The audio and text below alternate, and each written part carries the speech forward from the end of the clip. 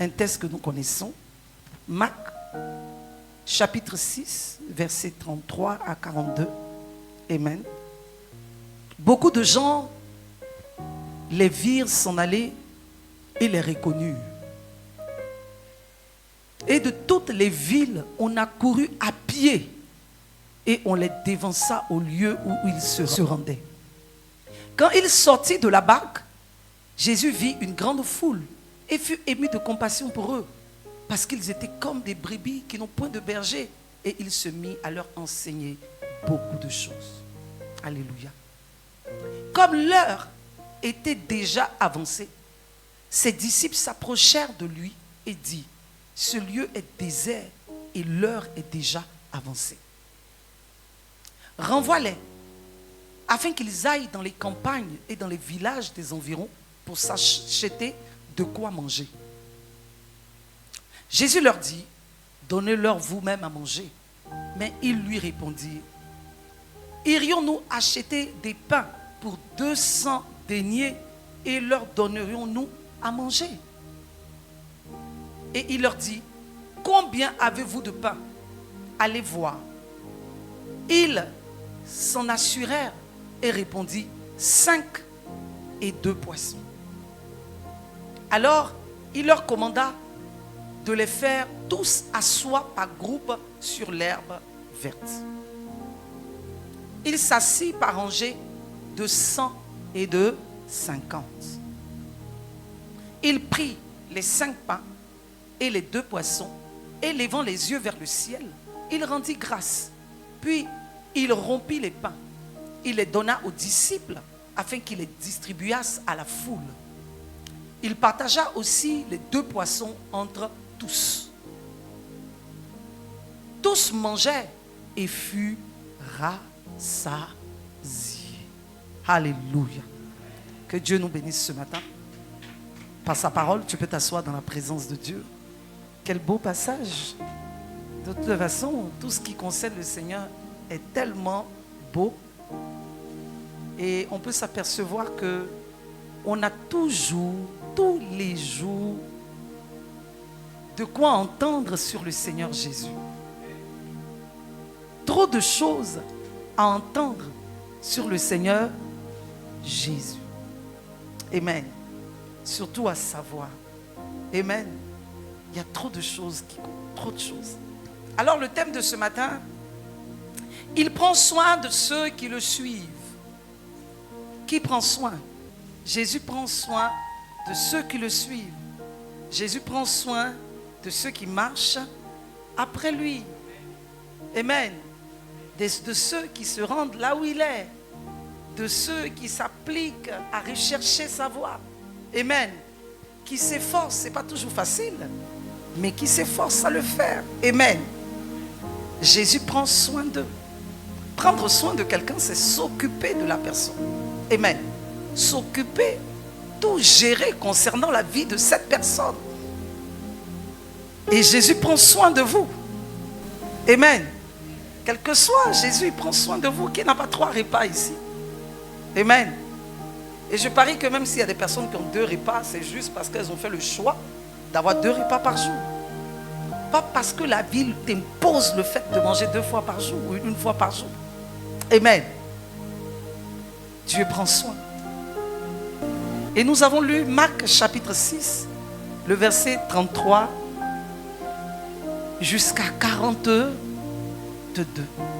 Le récit de la multiplication des pains. Pour ma part, on peut parler de Jésus pendant des années, rien que de lui seul. Amen. Pendant des années, sans être épuisé, Alléluia. Je prie que ce matin, un amour particulier pour le Seigneur te soit communiqué. Parce que lui, il t'aime déjà. Je ne peux pas dire que Jésus t'aime. C'est faux. Ce serait mal dit. Parce qu'il t'aime des... Mais pour toi, qu'un amour particulier pour Jésus naisse. Le récit de la multiplication des pains. Des hommes et des femmes qui se sont rendus là où Jésus est. Amen. Qui sont restés assez longtemps pour ne pas voir les heures passer. Et la Bible dit que après cela, ils ont eu faim. Amen. Et Jésus a pourvu à la nourriture. Dans notre contexte biblique, je crois que Jésus n'est pas allé cette fois-ci avec ses disciples en mission, il les a envoyés en mission. Allez prêcher la bonne nouvelle. Amen. Guérissez les malades. Allez, faites ces choses merveilleuses. Et la Bible dit que les disciples ont obéi à la voix du Seigneur et sont allés prêcher l'évangile. Ils ont fait beaucoup de choses. Tellement de belles choses qu'ils étaient si fiers d'eux qu'ils sont venus raconter au maître. Maître, on est allé, on a enseigné. On a fait des choses. Amen. Beaucoup de choses se sont passées. Je pouvais sentir, pendant que je lisais, de la fierté, un grand bonheur de se rendre utile pour les autres. Se rendre utile pour les autres. C'est bon d'être utile pour les autres. C'est aussi bon que la vie ne tourne pas tout autour de nous seuls. C'est aussi bon que nous également, on puisse partager l'évangile. On puisse prier pour les gens. Qu'on ne soit pas des personnes qui ont appris et qui gardent. Eux aussi, ces disciples-là, sont allés donner comme ils ont reçu de Christ. Et dans la joie, ils ont raconté cela au maître. Ils étaient contents. Et vous savez ce que le maître a fait à ces disciples-là? Les disciples, c'est ceux qui apprennent auprès d'un maître. Ceux qui suivent un maître et qui apprennent auprès d'un maître. En ce moment, ils n'étaient pas encore des apôtres. Ils étaient ceux qui suivent le maître. Ceux qui apprennent auprès du maître. Ceux qui copient le maître afin de pouvoir mettre en pratique tout ce qu'ils ont appris. C'était leur statut à cette époque. Et ils ont travaillé conformément à cela. Et quand ils finissent d'annoncer le fait qu'ils aient fait beaucoup de choses à Jésus, le maître va avoir une attitude qui va me toucher. Qu'est-ce que ceux qui suivent Jésus sont dans le bonheur? Jésus va faire quelque chose qui va me toucher. Pour ses premiers disciples, après une mission, quand ils arrivent et qu'ils racontent tout ça, Jésus leur dit: vous savez ce qu'on va faire? On va se mettre à l'écart. Vous allez vous reposer. Vous allez manger. Et vous allez vous reposer. Ici, il y a trop d'allées et venues. Il y a trop de choses. Il y a trop de mouvements. Je vais vous mettre à l'écart. Alléluia. Vous voyez ce que Jésus fait. Il est prêt à les emmener plus loin. Loin du travail. Loin de toutes ces personnes. Pour que les disciples puissent se ressourcer. Tout ce qu'ils ont donné, Jésus veut faire quoi? Les remplir en retour. Il dit: on va aller à l'écart. Vous allez vous reposer. Parce que vous avez donné. Vous avez apporté. Amen. Pour faire comprendre que celui qui suit Jésus ne fait pas que donner. Mais c'est parce qu'en vérité, ce qu'il donne, il est tout le temps ravitaillé. Jésus ne nous dépouille pas. Jésus ne nous vole pas. Mais en vérité, ce que nous donnons vient du ravitaillement divin. C'est un ravitaillement. Mais quel bon maître, quel bon Seigneur. Qui est celui-là qui travaille pour un homme, qui ira dire à son boss, qui ira dire à son maître: maître, j'ai travaillé, j'ai fait ceci. Il te dira: mais attends, la journée n'est pas terminée. Et tu veux que je fasse quoi? Que je te dise merci pour tout ce que tu as fait? Mais quel bon maître. Quelle grâce d'être disciple de Jésus. On ira manger, vous allez vous reposer dans un endroit calme, où il n'y a pas de fidèles, où il n'y a pas ceux qui veulent la prière. Vous allez vous reposer. Il est important que moi aussi je pense à vous. Il est important que moi aussi je prenne soin de vous. Il est important que moi aussi je m'occupe de vous. Et la Bible dit: ils vont se mettre en route pour le lieu du repos, où ils vont aller manger, où ils vont se mettre à part, eux aussi, pour être restaurés. Mais la Bible dit que quelque chose va se passer là-bas. Une chose merveilleuse va se passer. Ils prennent la barque et ils partent loin, se reposer. Ça, ce sont les premiers disciples. Et pendant qu'ils partent, la Bible dit qu'il y avait des gens tout autour qui vont les reconnaître. Alléluia. Ah, mais n'est-ce pas Jésus avec ses disciples? Nous aussi, suivons-les. Jésus et ses disciples partaient pour se reposer. Un coin calme, un coin tranquille. Parce que nous aussi, toi aussi, amen, tu mérites cela. Tu mérites le repos. Tu mérites le calme. Tu mérites tout ce qui est paisible. Tu mérites tout ce qui est bon. Et Jésus veut ça pour ses disciples. Il veut ça pour toi. Amen. Un temps de calme. Un temps où il n'y a plus de perturbation. Où il n'y a plus d'agitation. Que quelqu'un dise, je reçois papa ce matin. Paisible. Pas de mauvaises nouvelles. Pas de stress. Pas d'anxiété. On a besoin de ça. Jésus dit, c'est possible. Et si vous voulez, je peux lire cela en Marc 6, verset 31. Je vais lire. Il dit, venez à l'écart dans un lieu désert et reposez-vous. Il dit, venez à l'écart dans un lieu désert, reposez-vous un peu. Reposez-vous un peu. Reposez-vous un peu. Alléluia. Car il y avait beaucoup d'allants et de venants. Ils n'avaient même pas le temps de manger. Il dit, non, aujourd'hui il y a un temps pour nous. Il y a un temps pour toutes choses pour toi. Alléluia. Et c'est le temps du calme. C'est le temps des choses paisibles. C'est le temps où Jésus va s'arranger, il va faire ce qu'il y a à faire pour ne pas que de mauvaises nouvelles, des choses qui perturbent et qui troublent t'arrivent. Quelqu'un ne dit pas Amen. Amen. Et la Bible dit que les gens vont les voir partir. Beaucoup de gens vont les voir partir. Et ils vont les reconnaître. Mais voici Jésus. En plus de Jésus, mais voici ces disciples-là, ceux qui sont venus nous enseigner la parole, ceux qui ont prié pour nous parce qu'ils revenaient d'une mission. Ceux qui ont prié pour nous, ceux qui nous ont annoncé la parole, mais les voici. À croire qu'il n'y avait pas de repos pour le peuple de Dieu. Amen. Il n'y avait pas de repos pour le peuple de Dieu. Mais ce repos-ci, bien aimé, ce n'est pas le repos calme, paisible, mais pour eux, il y avait une soif. Amen. Il y avait une soif. Ce n'est pas le chrétien d'aujourd'hui. Si nous finissons 3 jours de prière, élan de prière, si on fait lundi, mardi, mercredi, amen. À partir de jeudi, les gens ne prient plus chez eux. Ils en ont trop fait. Aïe, depuis 3 jours, on prie. Cette semaine-là, je ne prie pas. Comme si la prière était une corvée. Comme si le fait de s'approcher de Dieu était une corvée difficile. Mais regardez, ces personnes ont fini de recevoir. Les disciples et Jésus partent se reposer. Et ils les reconnaissent encore. Ils disent, allez, on les suit encore. On en veut encore. Qui est celui qui en veut, qui en veut, qui en veut, qui en veut sans s'arrêter? Et la Bible dit plusieurs personnes de plusieurs villes. Allez, ensemble, ils accouraient. La Bible dit quoi? Ils accouraient à pied. N'oublions pas, Jésus a pris la barque. Amen. Et ils ont contourné à pied. Pour suivre Jésus à pied. Le maître est parti dans la barque avec ses disciples. Ça exprime une soif. Quand on a soif de quelque chose, quand on a un grand désir pour quelque chose, on paye le prix pour la chose. Quand tu es dans le besoin de quelque chose, rien ne peut t'arrêter. La Bible dit, c'est à pied qu'ils ont fait ça. Aller chercher le lieu où Jésus a comme QG. Nous, on connaît là-bas. La Bible dit, ils sont allés à pied l'attendre à l'endroit. C'est ici qu'on peut le trouver. C'est ici qu'il se trouve. Jésus, nous, on a besoin de toi.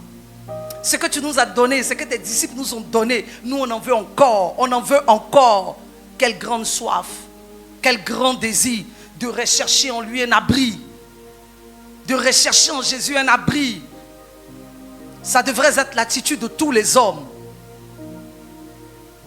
Reconnaître Jésus et chercher en lui l'abri. La Bible dit qu'ils les ont reconnus. Et ils ont couru vers eux. À pied, pendant que le maître, il était dans sa barque tranquillement. Et cela de différentes villes. Parce que cette personne était convaincue que Jésus était capable de tout faire. Et n'oublions pas qu'auparavant, il avait envoyé ses disciples en mission. Et à voir ces personnes en train de courir, chercher, marcher plusieurs kilomètres à pied à cause de Jésus, j'ai compris que les disciples ont fait du beau travail. Alléluia. Marc 6,30 a dit, les apôtres s'étaient rassemblés auprès de Jésus, lui racontaient tout ce qu'il avait fait et tout ce qu'ils avaient enseigné. Tout ce qu'ils avaient fait et tout ce qu'ils avaient enseigné. Résultat, une grande foule de ville en ville qui courait vers qui? Vers Jésus. Qu'est-ce que j'ai envie de te dire, ami du Seigneur? Les disciples n'ont pas emmené la foule vers eux. Les disciples ont montré le véritable chemin à la foule. La foule a reconnu Jésus. Et qu'est-ce que la foule a fait? La foule est allée vers Jésus. Voici là où il se tient. Le bon travail d'un disciple, c'est de conduire les âmes vers le Sauveur. Vers le Sauveur et pas vers nous-mêmes. Le travail d'un serviteur de Dieu, ce n'est pas de te conduire vers moi, mais de te conduire vers Jésus. Amen. Et j'ai pu voir le beau travail des disciples. Parce qu'après cela, une grande faim, une soif a animé ce peuple-là à aller chercher Jésus. Ils l'ont reconnu, ils l'ont suivi sur des kilomètres. Et je le redis, la foule n'est pas venue aux disciples, mais elle est venue à celui que servent les disciples. Jésus. Et on a pu voir ici que la soif du peuple a été orientée vers Jésus. Leur désir orienté vers Jésus. Leur envie orientée vers Jésus. Ils leur ont montré le véritable chemin. Bien-aimé, c'est Jésus ou rien. Jésus ne part pas en vacances pour que moi je puisse prendre sa place. Il n'y a pas d'intérim. Il n'y a pas d'intérim. N'oublions pas notre thème. Il prend soin de ceux qui le suivent. Donc je veux attirer ton attention sur le fait de suivre le véritable. Parce que souvent, il arrive que nous sommes déçus, mais en vérité, tu ne l'as pas réellement suivi. Parce que tu n'as pas compris quel chemin tu étais en train d'emprunter. Et à nous, serviteurs de Dieu, fais comprendre que ce que les disciples ont fait, c'est ce que nous devons faire. Quand ils témoignent de ce qu'ils ont fait, nous pouvons voir que après cela, cette grande foule va suivre qui? Le maître. Cette foule va chercher qui? Le maître. On n'est pas en train de vous dire que les serviteurs de Dieu sont sans importance. Non. Nous aussi, on a une grande importance. Mais le sauveur, ce n'est pas celui qui se tient à la chair. Le sauveur n'est pas celui qui t'annonce l'évangile. Le sauveur, c'est celui qui est annoncé. Celui qui est annoncé. Amen. Alors, celui que nous devons suivre, c'est plutôt celui qui est annoncé. Pas celui qui annonce, mais celui qui est annoncé. Et dans la Bible, qui est annoncé? Dans les évangiles, qui est annoncé? Dans les Écritures, qui est annoncé? Dans l'Ancien comme dans le Nouveau Testament, qui est annoncé? Et c'est lui qu'il faut suivre, parce que c'est lui qui prend soin de tous ceux qui le suivent, et cela sans exception. Parce que nous ne devons pas nous tromper. Tu ne dois pas marcher et puis qu'on te dise qu'en vérité tu as marché tout ce temps, mais tu as suivi ton pasteur. Il faut suivre Jésus. Moi je peux me tromper. Les hommes peuvent se tromper. Je souhaite ne pas me tromper. Parce que moi aussi je m'accroche, je veux le suivre. Et je le suis. Amen. Et les disciples ont montré le véritable chemin aux hommes à qui ils ont annoncé l'évangile. Suivre Jésus signifie lui donner la priorité. Suivre Jésus signifie lui donner la priorité. Amen. Ce n'est pas simplement marcher, c'est trop facile. Mais c'est lui donner la priorité. C'est une façon de vivre. Amen. Suivre Jésus, c'est une façon de vivre. C'est lui donner la priorité. Luc 9, verset 59. Lis la parole du Seigneur. Il dit à un autre, suis-moi. Oui. Il répondit, Seigneur, permets-moi d'aller d'abord ensevelir mon père. Amen. Amen. Ici, Jésus invite un homme. Ça peut être une femme aussi. Bon, dans le texte, c'est un homme. Mais c'est nous tous. Jésus invite un homme et Jésus lui dit, suis-moi. Et savez-vous ce que le monsieur a répondu? C'est écrit. Il dit, Seigneur, pour paraphraser, j'ai compris. Mais permets-moi d'aller d'abord ensevelir mon père. J'ai dit, suivre Jésus signifie lui donner la priorité. Il dit, Seigneur, j'ai bien compris, mais permets-moi d'aller d'abord ensevelir mon père. Aller d'abord. D'abord veut dire en premier lieu, avant cela, auparavant. Donc on peut changer d'abord par permets-moi d'aller auparavant ensevelir mon père. Permets-moi d'aller en premier lieu. Amen. Ensevelir mon père. Permets-moi de faire ça d'abord. Le premier test, la Bible dit que la foule reconnaît Jésus et la foule le suit. Le deuxième test, cet homme reconnaît Jésus parce que le test auparavant, il va dire, je veux être ton disciple. Il reconnaît Jésus. Il sait qui est Jésus. Mais il veut le suivre après qu'il ait fait tout ce qu'il est appelé à faire. Bien-aimé, je souligne cela pour dire aux gens que tous ici, nous savons que Jésus est Seigneur. Nous reconnaissons tous que Jésus est Seigneur. Mais nous n'avons pas la même promptitude. Le premier tableau, la foule, quand la foule reconnaît Jésus, c'est là où la foule l'a reconnu. C'est à partir de là que cette foule décide de faire quoi? De le suivre. Mais cet homme a eu un petit temps d'échange avec le Seigneur. Et il montrait au Seigneur qu'il avait l'air intéressé. Jésus dit, bon, comme tu es intéressé, mais il faut que je te dise, voici comment je vis. Il dit, oui, alors suis-moi.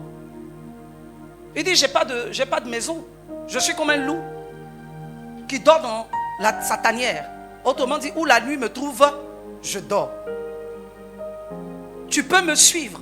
Jésus l'invite. Il dit, alors suis-moi. Mais là, cet homme-là ne va plus être très enchanté de suivre Jésus. Il va dire, d'accord, je le veux bien, mais est-ce que tu peux permettre que j'aille d'abord, j'aille en premier lieu enterrer mon père et ensuite je te suivrai. Pour dire que dans l'église, il y a ces deux catégories de personnes. Celles qui ont fait de Jésus une priorité. Suivre Jésus signifie, je vous l'ai dit, le mettre en priorité. Et il y a l'autre catégorie de personnes qui croient suivre Jésus, mais Jésus n'est pas une priorité. Tout vient avant Jésus. Ton adoration vient d'abord en deuxième lieu. Quelqu'un a dit, je ne savais pas quoi faire, je m'ennuyais et puis je suis venu à l'église. Donc cette personne ne comprend pas la nécessité d'adorer son Dieu en premier et de faire autre chose après. Tu peux venir à l'église, mais tu n'es pas un disciple. Le disciple, c'est celui qui apprend et qui met en pratique. Ce n'est pas ça, suivre Jésus.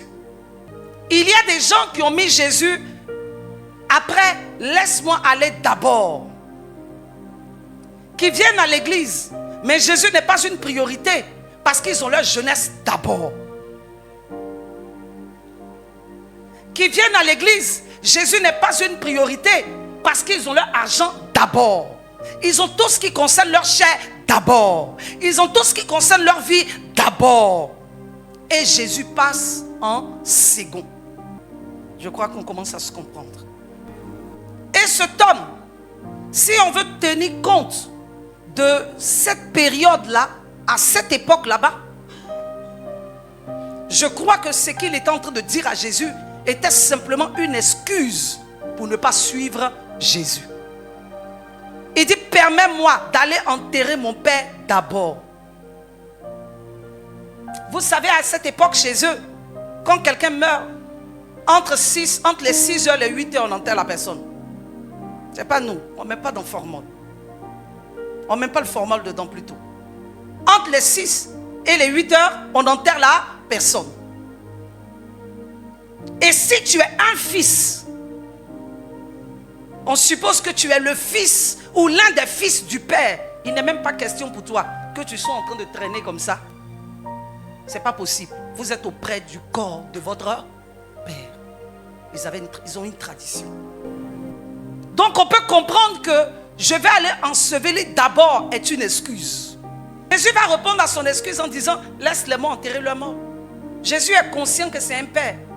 Mais est-ce que ici le père il est vraiment mort? Vu qu'il y a la tradition, tu fais quoi dans les rues? À croiser Jésus, à parler avec Jésus. Dans les 6 ou 8 ans, on enterre ton père. Tu ne crois pas que le temps que tu sois ici, ton père est certainement en train d'être enterré là-bas. Il y a des prières à faire. Et tu es fils du père. L'ensevelissement de son père n'était qu'une excuse. Combien de fois nous donnons des excuses? Nous prétestons des choses qui ne tiennent même pas.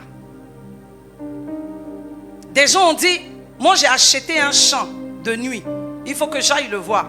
Le champ. Je ne peux pas répondre à l'appel du roi pour le festin. Quelqu'un d'autre a dit, moi, je viens de me marier. Je ne peux pas répondre à l'appel du roi pour le festin. Nous prétestons des choses. Prétexte sur prétexte. Prétexte sur prétexte. Mais en réalité, nous ne sommes pas sincères parce que nous ne sommes pas prêts à nous engager. Suivre Jésus est un engagement. Si notre thème dit, il prend soin de ceux qui le suivent, il est simplement en train de dire à quelqu'un, il prend soin de ceux qui s'engagent dans son affaire. Mais vous voyez ce qui se passe dans l'église. Nous murmurons contre Dieu, nous ne sommes pas engagés. Nous murmurons contre Dieu, nous avons trop d'excuses. Dieu n'est plus une priorité. Dieu vient même en 5e plan. Aujourd'hui, c'est parce que les gens ont cherché d'eux-mêmes. Les choses se sont battues. Ils se sont battus. Quand il n'y a plus rien, il n'y a plus d'espoir, allons essayer Dieu. Il y a des gens qui sont ici comme des rats de laboratoire. Ils sont venus faire une expérience. Allons essayer. La Bible dit, ce peuple-ci, cette foule, ont entendu, ont vu et ont suivi. Ce jeune, il a entendu, il a vu, mais il dit non, laisse-moi aller d'abord. D'abord. Je vous ai dit pour la premier groupe, cette foule, ils étaient convaincus que Jésus peut tout. On s'engage dans une affaire lorsqu'on est convaincu. On prend une affaire pour priorité lorsqu'on est convaincu que ça nous apporte du bonheur. Mais au moment où le Seigneur n'est plus une priorité, tu n'es pas tellement convaincu. Tu as un peu peur. Et celui qui n'est pas convaincu, qui boite, n'est pas sincère. Celui qui ne s'engage pas, mais qui fait les choses à moitié, n'est pas sincère. Suivre Jésus, c'est-à-dire que tu es convaincu. Tu es convaincu. Tu es convaincu que c'est le bon chemin que tu suis. Que c'est lui qui est la vérité. Or lui, il n'y a plus de bonheur. Il n'y a pas un autre chemin. Non, il n'y en a pas. Je vous le dis tous les jours. Dieu n'a pas de plan B. L'unique plan, c'est Jésus. Plan A. Après Jésus, il n'y a pas d'autre solution. Il est la solution. Il a été la solution des temps passés, des temps présents et des temps futurs. Sa puissance voyage de siècle en siècle. Ce qu'il est, pas de siècle en siècle, de siècle en siècle. Donc il n'y a pas autre chose que Dieu a à nous proposer. Puisque c'est une puissance qui ne tarit pas. C'est une puissance qui est alpha et qui est oméga. Qui est le début et qui est la fin. Donc quand on voit, quand on entend, quand on reconnaît, on doit suivre. Le calcul est simple. On ne suit pas à moitié. On ne suit pas à moitié. On ne fait pas à moitié. L'adoration est semblable à quelqu'un qui a l'habitude de prendre son bain tous les matins. Dans ta vie, dans le Seigneur, on ne peut pas te dire un seul instant que toi, tu ne peux pas prendre ta douche. Si je peux dire ça comme ça. Voici pourquoi je dis que Jésus se pratique.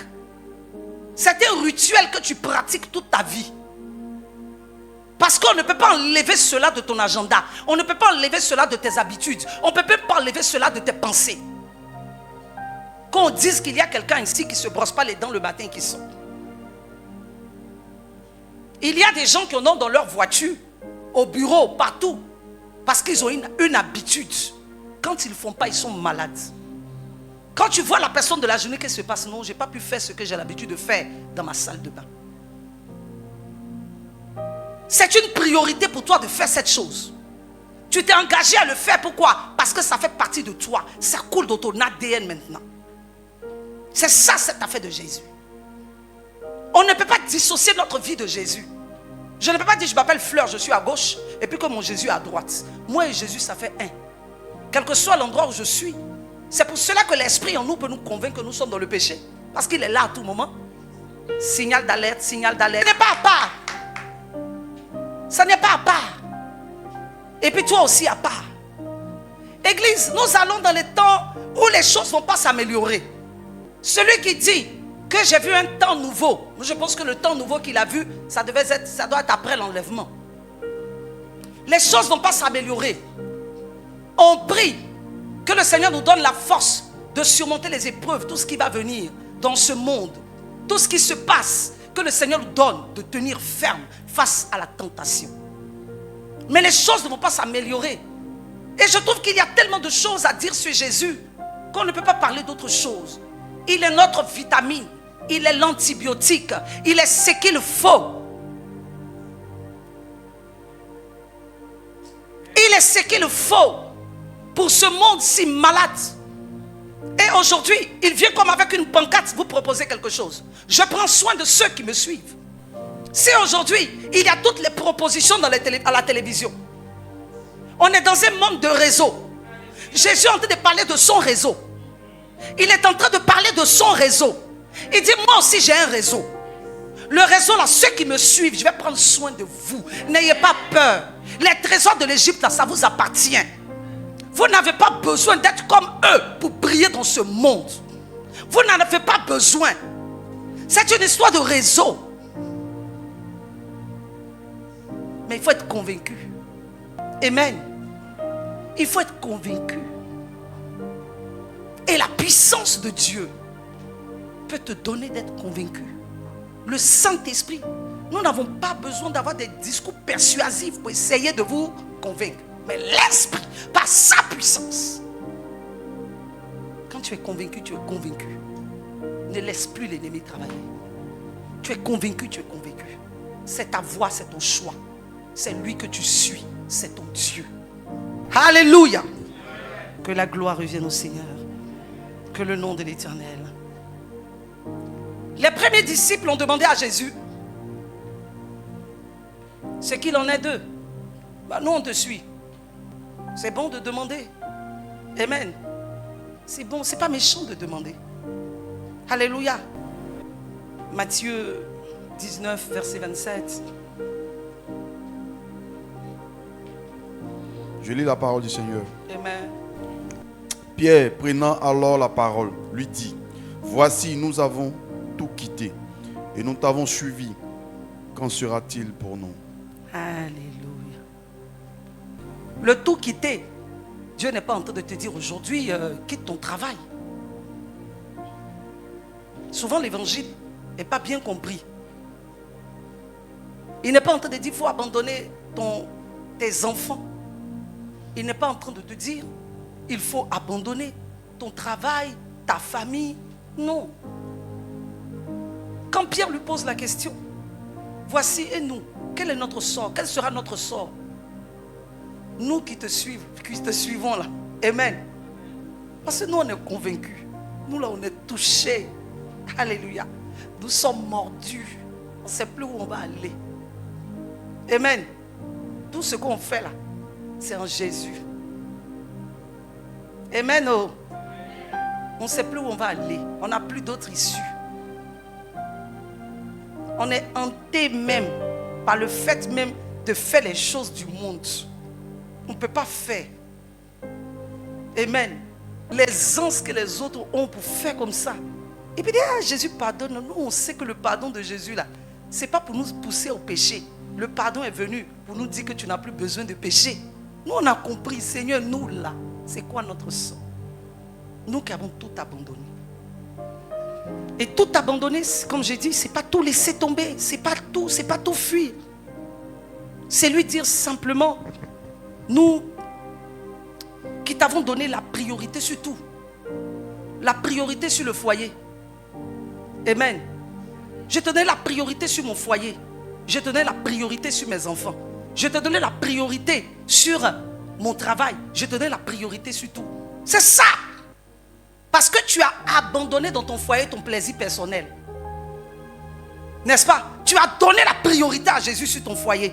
Sinon, quand il n'y a pas de priorité sur le foyer, c'est un couple de hors-la-loi. Tu me tapes et je te tape. Vrai ou faux?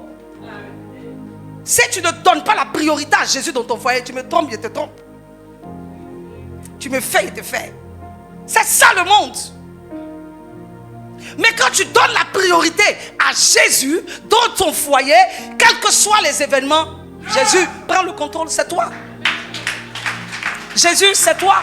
Mais nous qui n'avons pas manifesté notre chair, qui n'avons pas fait comme on veut, on t'a laissé priorité sur foyer. On t'a laissé priorité sur argent. Sinon, l'argent, on pouvait faire ce qu'on voulait. L'argent là, on pouvait faire ce qu'on voulait. On pouvait s'acheter ce qu'on veut. On pouvait vivre ce monde-là, se faire ce genre de plaisir. Même dans nos finances, on t'a laissé toute la priorité. C'est ce que tu nous convaincs d'acheter qu'on achète. Amen. C'est toi qui gères nos finances. C'est ce que tu me convaincs de manger, je mange. Je vis une vie comme ça. C'est tout ça, c'est pour toi. Je t'ai laissé même la priorité sur la vie de mes enfants. Il y a certains plaisirs, même tu prives les enfants parce que tu es là. Sinon, leur âge là, voici ce qu'ils doivent aller faire. Mais on t'a laissé même la priorité sur nos enfants. On t'a laissé la priorité sur tout. Tout laisser, tout abandonner n'est pas tout laisser. C'est juste donner la priorité à Jésus sur ces choses-là. C'est ça. Il dit nous qui avons donné la priorité, nous qui te suivons là, qui avons donné la priorité sur notre famille, priorité sur nos enfants, priorité sur le travail, priorité. Il y a des gens même dans leur entreprise qui ont le salaire de Jésus.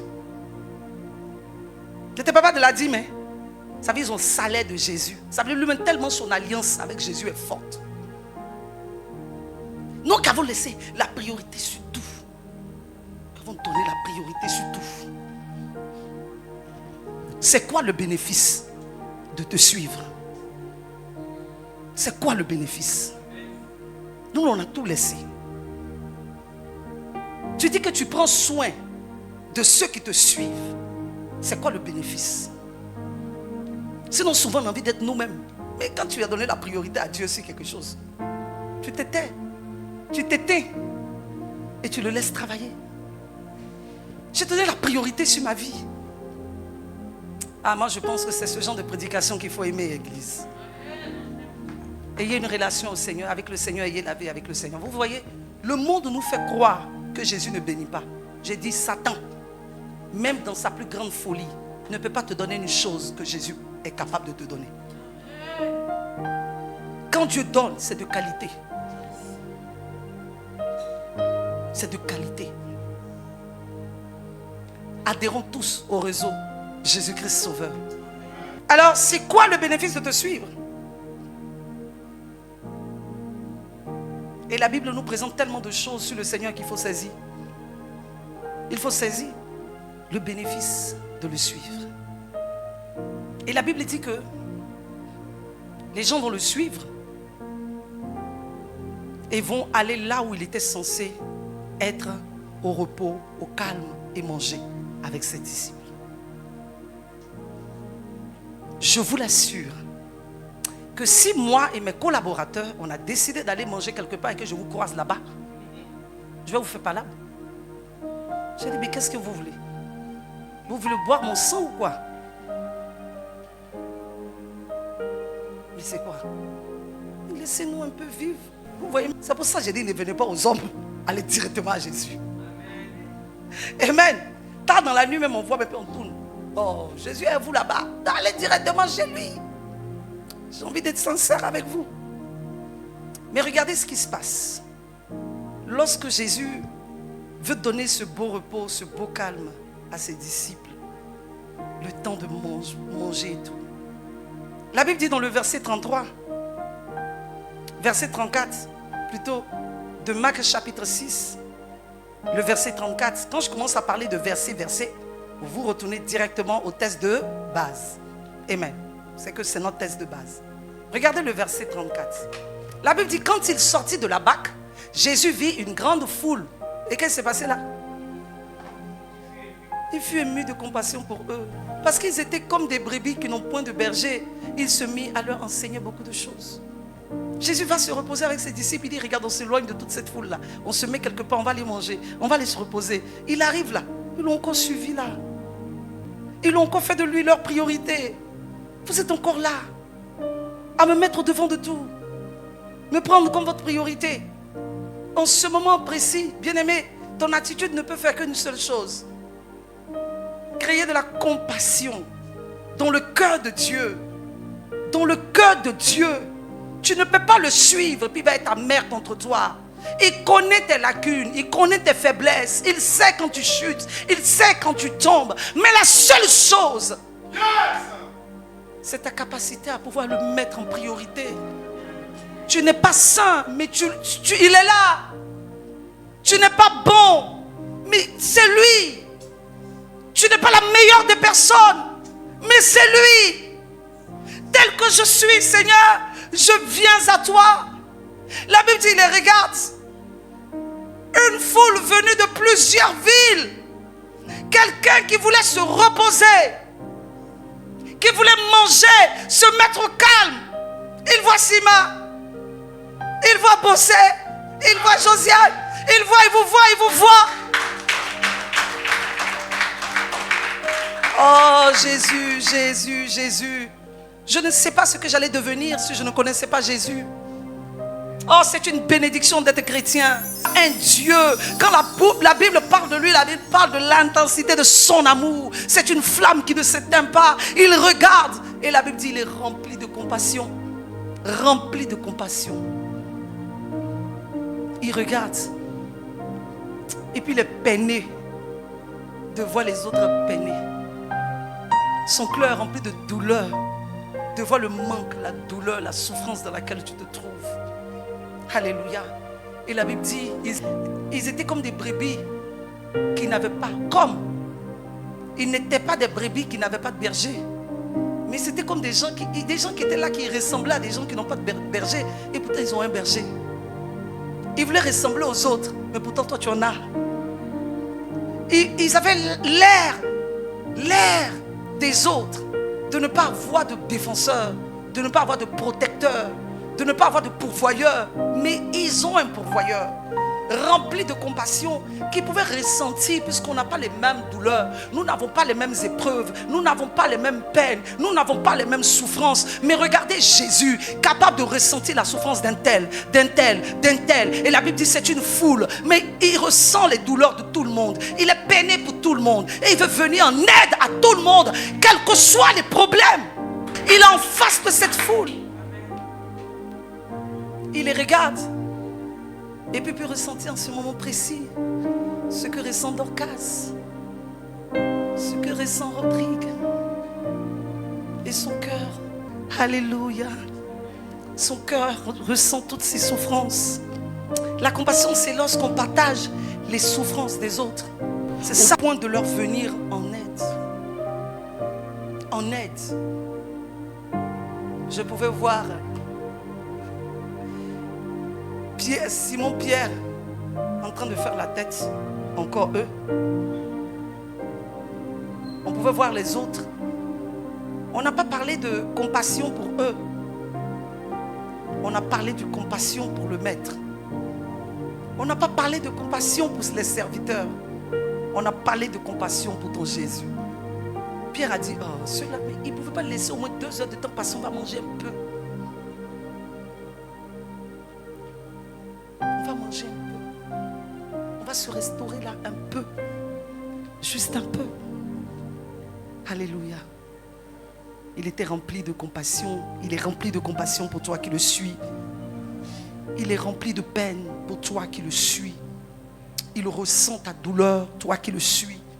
Il ressent tes peines. Il ressent tes souffrances. Il ressent ta maladie.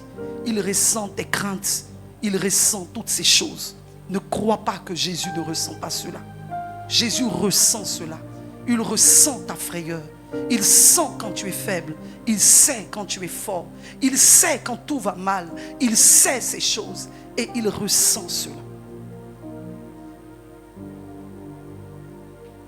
Suivre Jésus, comprends-le, ami du Seigneur. Tu as désormais quelqu'un pour porter tes douleurs et ta maladie. Si c'était quoi le bénéfice de le suivre? Le bénéfice de le suivre, premier bénéfice, on a un Dieu qui comprend nos douleurs. Amen. Vous voyez, Jésus n'est pas comme nous les mères, où l'enfant vient, où il te dit, maman, j'ai mal à la tête. Et tu le regardes comme ça. Va ranger tes tablettes.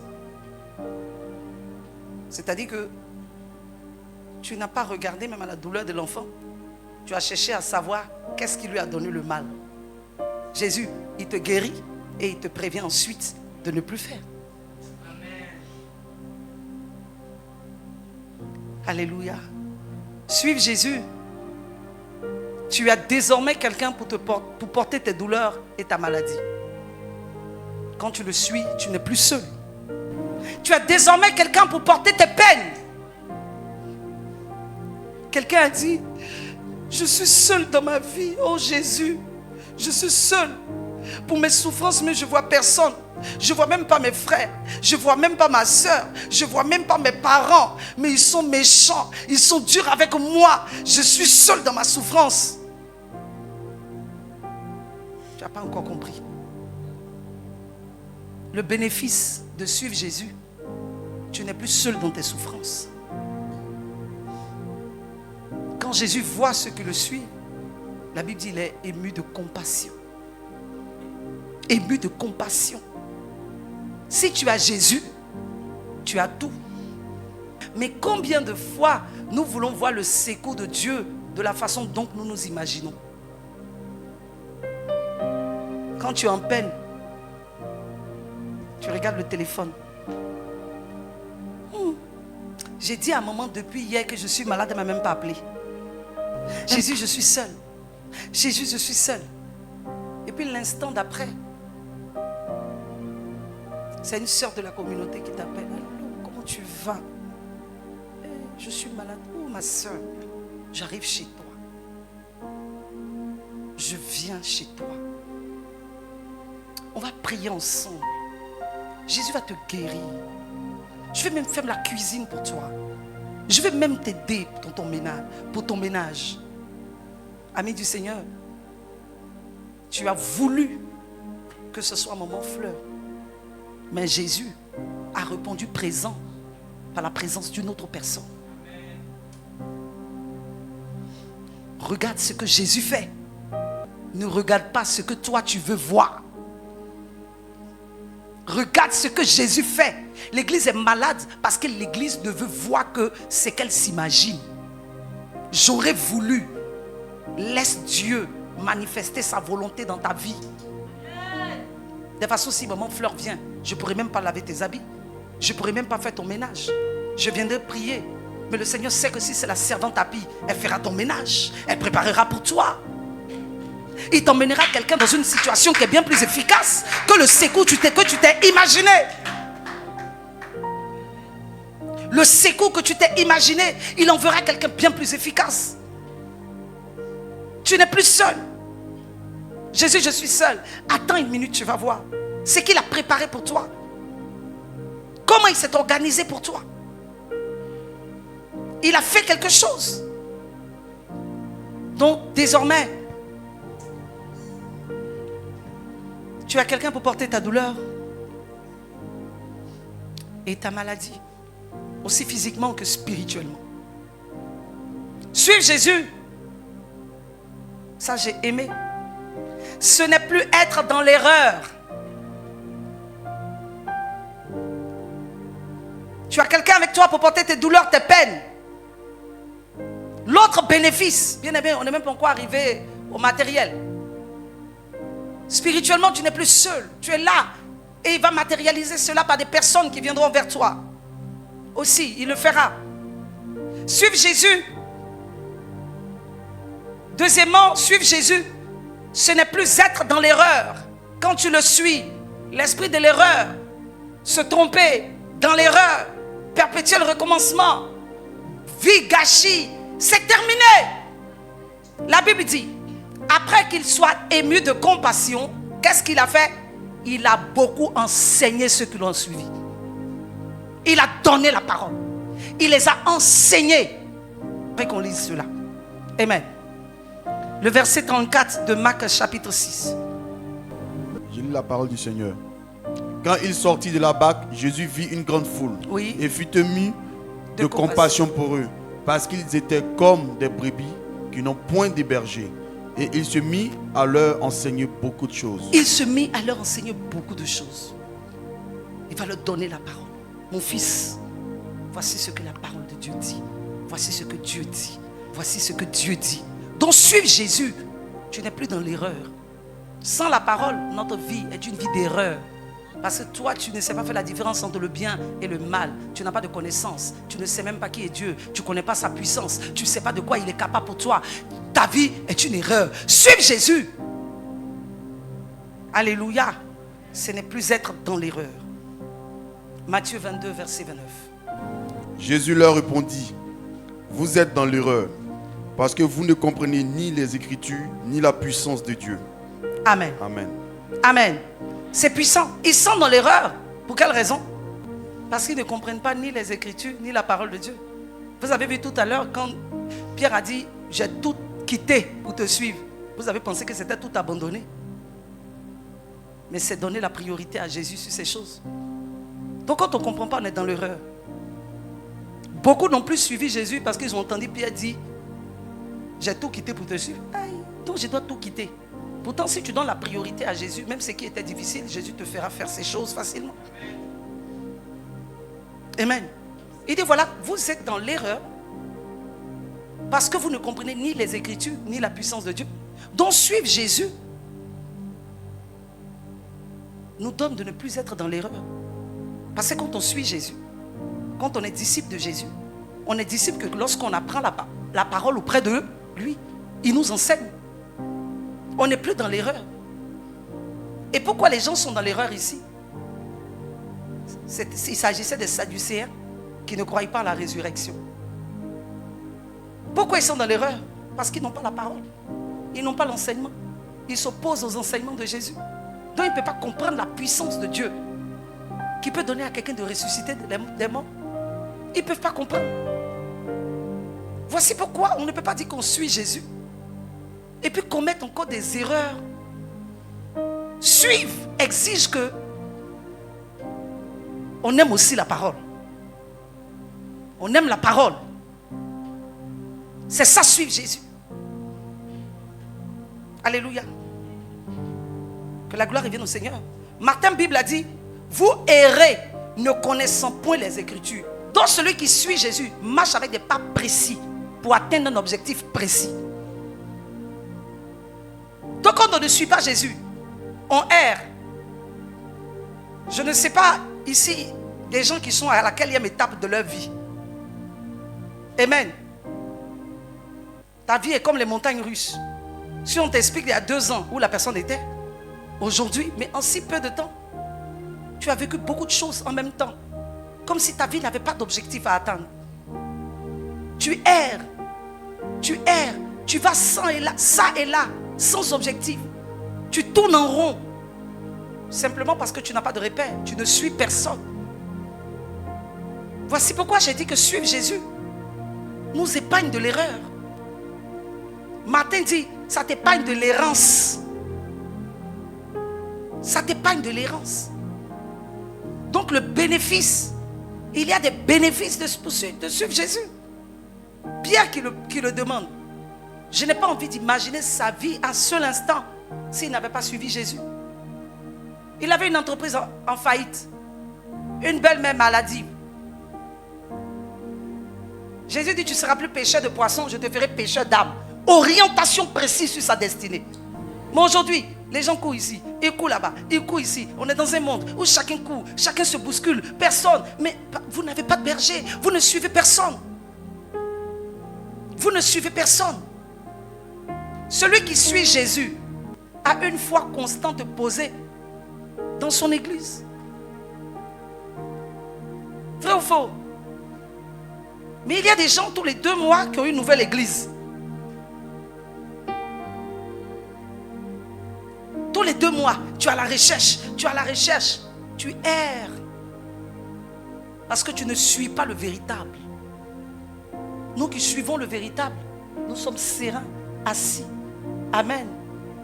À faire des choses avec précision. Avec précision, parce que nous savons là où nous allons. Alléluia. D'autant plus qu'on a la parole de Dieu. On a la parole de Dieu. Le dernier, suivre Jésus. Suivre Jésus, c'est recevoir la provision dans les temps difficiles. Mac 6, 35, je vais lire rapidement. Mac 6, 35. Amen. Comme l'heure était déjà avancée, ses disciples s'approchaient de lui et dit, ce lieu est désert et l'heure est déjà avancée. N'oublions pas, il est toujours avec la foule qui l'a suivi. Amen. N'oublions pas. L'heure est déjà avancée. Seigneur dit, il se faisait déjà tard. Il se faisait déjà tard. On comprend ici une heure tardive dans un lieu désert. Ils ont suivi Jésus. Amen. Ils ont suivi Jésus dans un lieu désert à une heure tardive. Une heure tardive. Un temps de ténèbres et de manque absolu. Donc on peut suivre Jésus. Amen. Connaître des épreuves, connaître des difficultés. Le fait de suivre Jésus n'exclut pas que tu sois éprouvé. Parce que souvent nous comprenons mal la parole de Dieu. Ah Dieu, je t'ai suivi, puis voici ce qui m'arrive. Ça va t'arriver. Ça va t'arriver. Ça ne fait pas de Dieu un Dieu méchant. Ça ne fait pas de Dieu un Dieu faible. Tu es certainement sur le point de voir ton Dieu dans une autre dimension. Ils ont vu le Dieu qui guérit. Ils ont vu le Dieu qui enseigne. Et par ces enseignements, ils sont devenus comme des mouches autour du miel. Ils vont voir Dieu encore dans une autre dimension. Alléluia. Dans un temps de ténèbres et de manque absolu, ils sont restés avec lui jusqu'à ce que ce temps arrive. Jusqu'à ce que cette heure arrive. Et quelqu'un a dit à Jésus, renvoie-les, qu'ils aillent dans les environs chercher à manger, qu'ils aillent se débrouiller. Renvoie-les. Des gens qui ont suivi Jésus. Ne perdons pas de vue notre thème. Il prend soin de ceux qui le suivent. Il prend soin de ceux qui le suivent. Des gens qui ont suivi Jésus.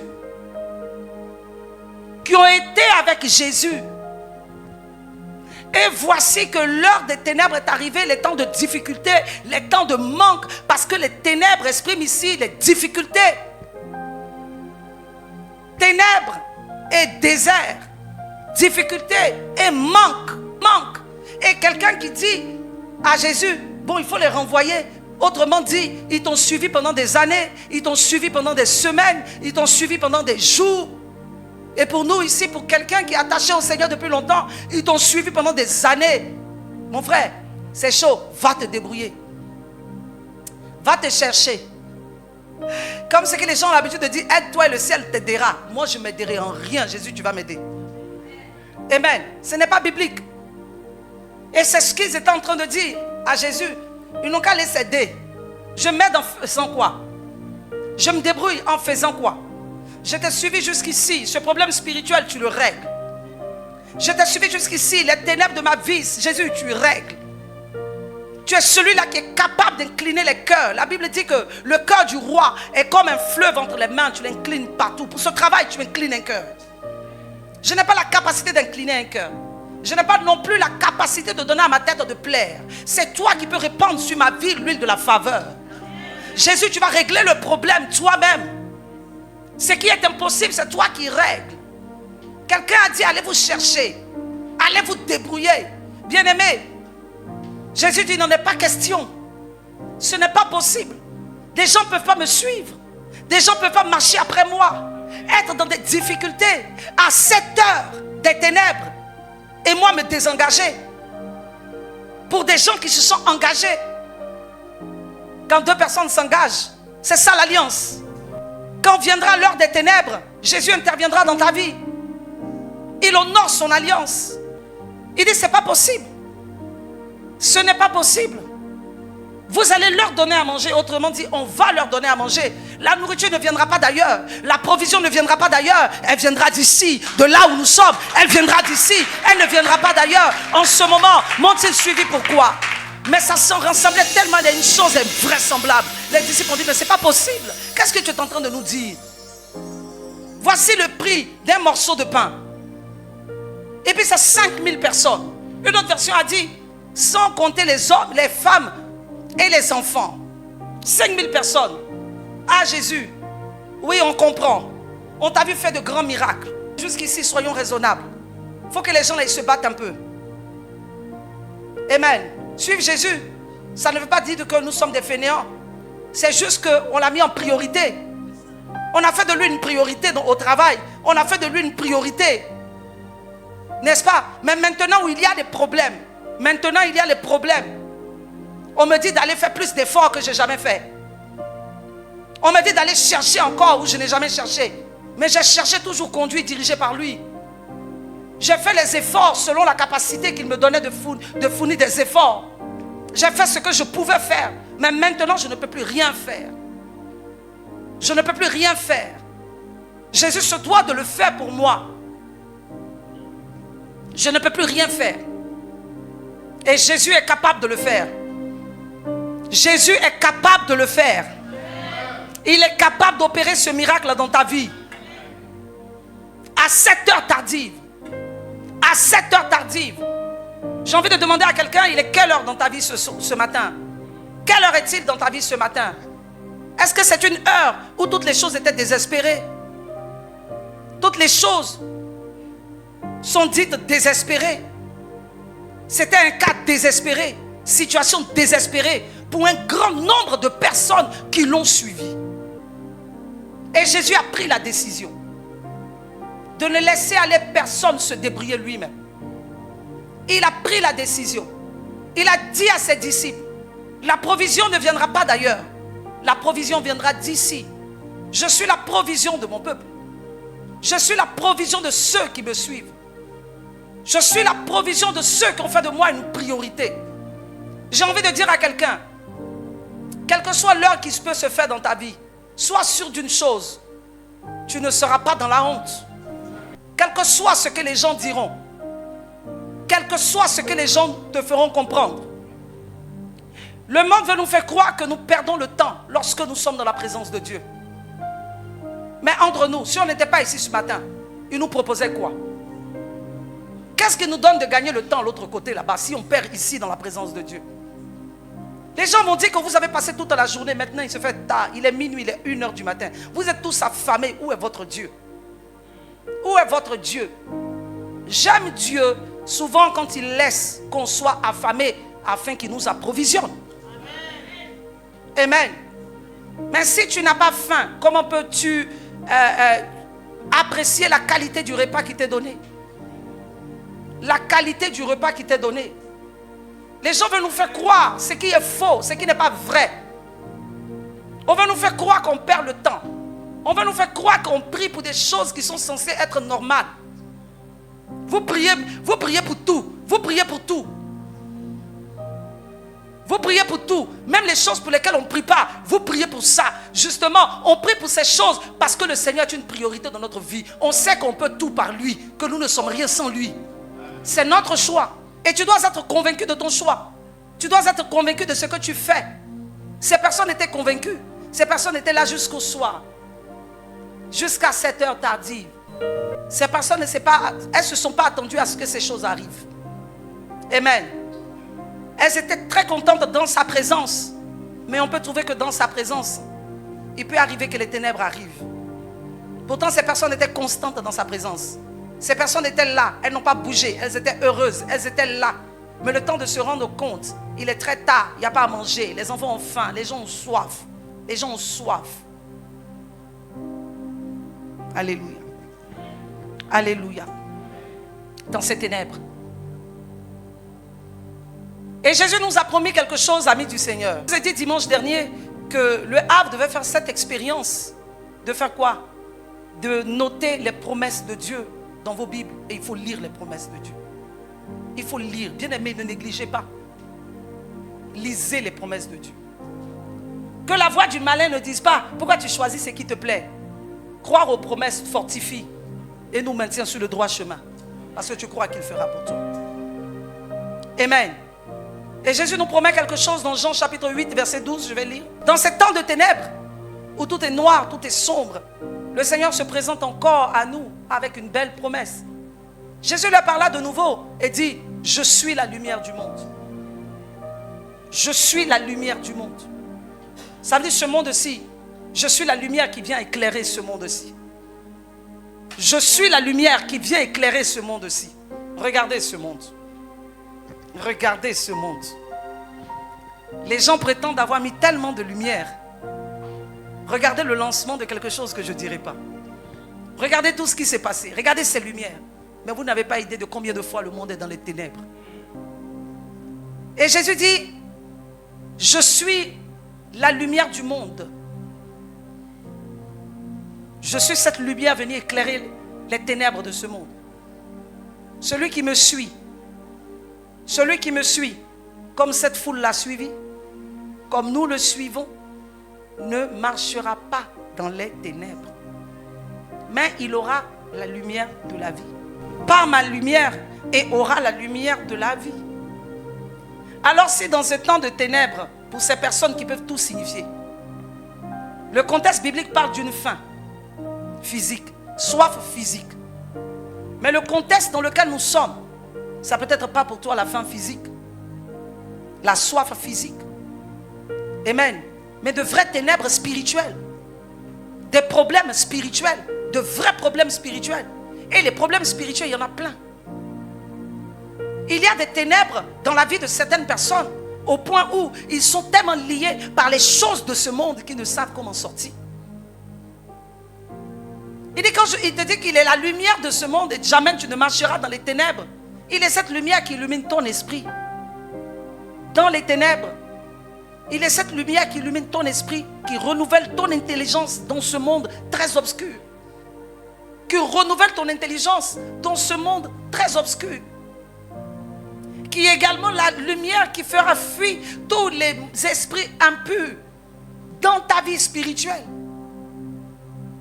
Il est aussi celui qui approvisionnera ta vie de plusieurs choses dont tu ne manqueras jamais.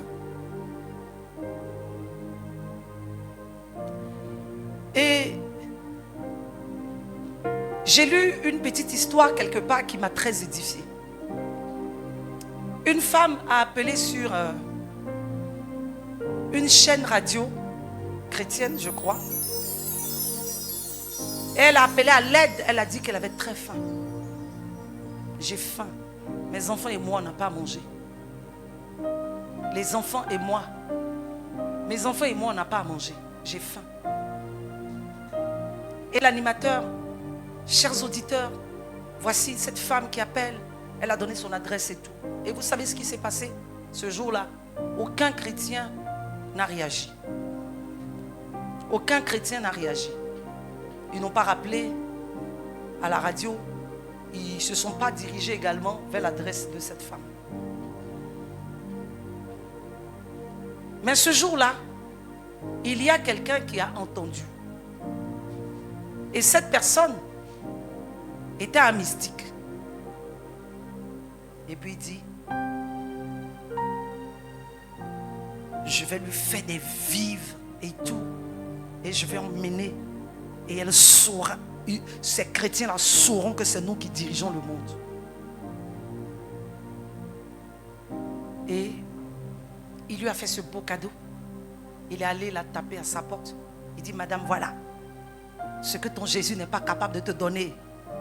Les chrétiens ont reculé, moi je te donne. Quand elle a récupéré, elle dit, merci Jésus. Il dit quoi? Elle dit, parce que même Jésus a la capacité d'utiliser Satan pour pouvoir nos besoins. Alléluia.